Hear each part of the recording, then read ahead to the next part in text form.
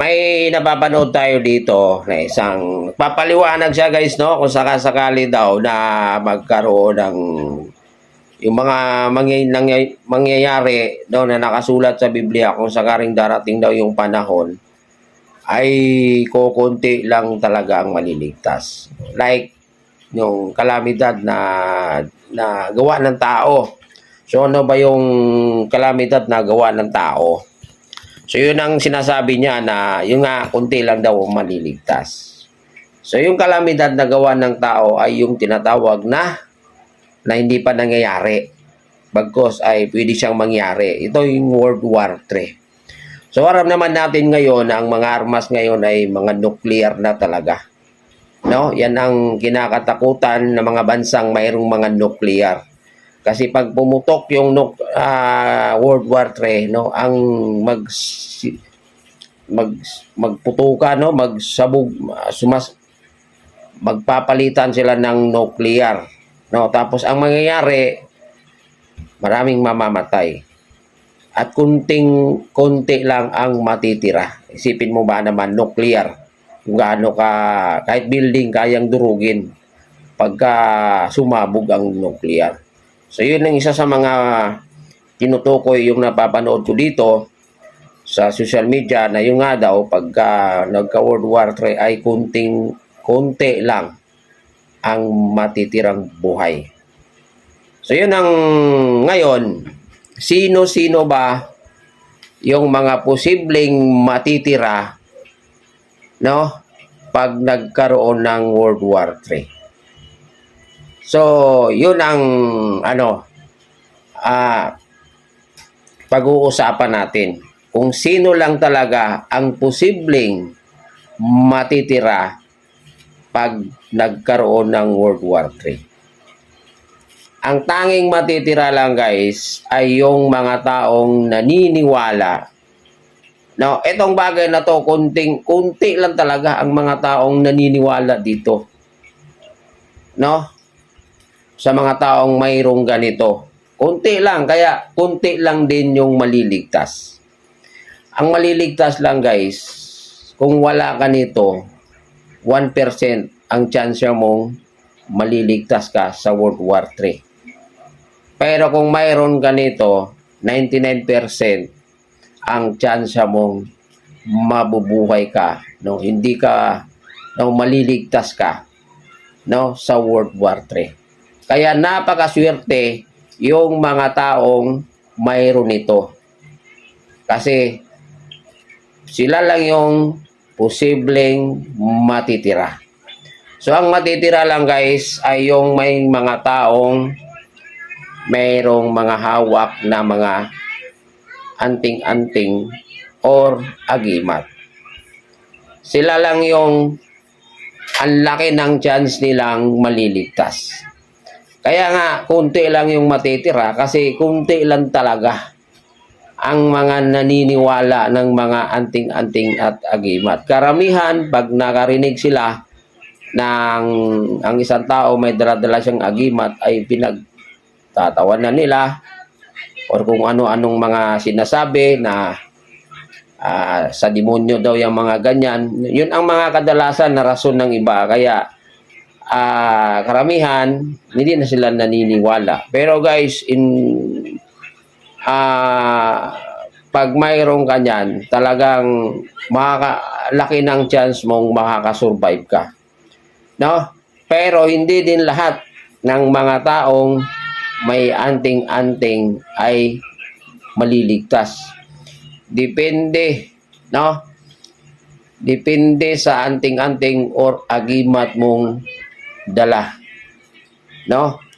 Mayroong agimat or anting-anting na para dyan sa mga nuclear. Para dyan sa mga missile. Kasi ang gira ngayon, missile na eh. Mga missile na, malaki yung missile. Pag tumama yan sa building, kaya niyang durugin yung building. Ganun na. Ngayon, kahit may anting-anting ka or agimat ka at wala ka doon, no? Wala kang agimat para sa pang-nuclear, pang-missile, no? pang chemical, yung yung mga lason, no, may armas na lason siya na pag naamoy mo siya, ah, mamamatay ka, no? Yun, naka-attach yun sa mga missile at sa mga nuclear, no? Paano ka makasurvive sa radiation? Maraming epekto, no, na pwedeng ikasisira ng tao pag once na sumabog ang isang nuclear. Pag wala ka nun, hindi ka rin maliligtas kahit mayroon kang agi-agimat. Kahit punuin mo pa yung katawan mo ng agimat, pero pag wala ka nun, hindi ka pa rin makakasurvive. Kaya konti lang talaga ang matitira, no? Konti lang kasi konti lang din yung mga taong mayroong agimat para pang nuclear, no? Para pang missile. Kunting-kunti lang. Kaya yun guys, yun ang siya, pinaliwanag niya na konti lang talaga ang maliligtas. Pero hindi niya alam kung sino-sino yung pwedeng maliligtas pag nagkaroon ng World War III na ang pasasabugin ay mga nuclear. No? Kaya maswerte yung mga taong mayroong agimat na pang-counter sa pang-nuclear na digmaan. No? Alam ko maraming mga taong may agimat, no, mayroong iba't ibang klaseng agimat, pero wala pa silang agimat o anting-anting para pang-nuclear. Ayun guys, tama yung sinasabi nung napapanood ko dito sa social media na kukunti lang. Pero, no, kukunti lang yung maliligtas. Pero hindi niya alam kung sino lang talaga ang pwedeng maliligtas. Ayun yun guys. No, kasi pagka nagka World War III, sigurado yan guys, no, magsiputukan ang mga nuclear. Pero sana hindi magkatotoo, hindi matutuloy or walang World War III. Kasi napakahirap yan. Yan yung kalamidad na gawa ng tao.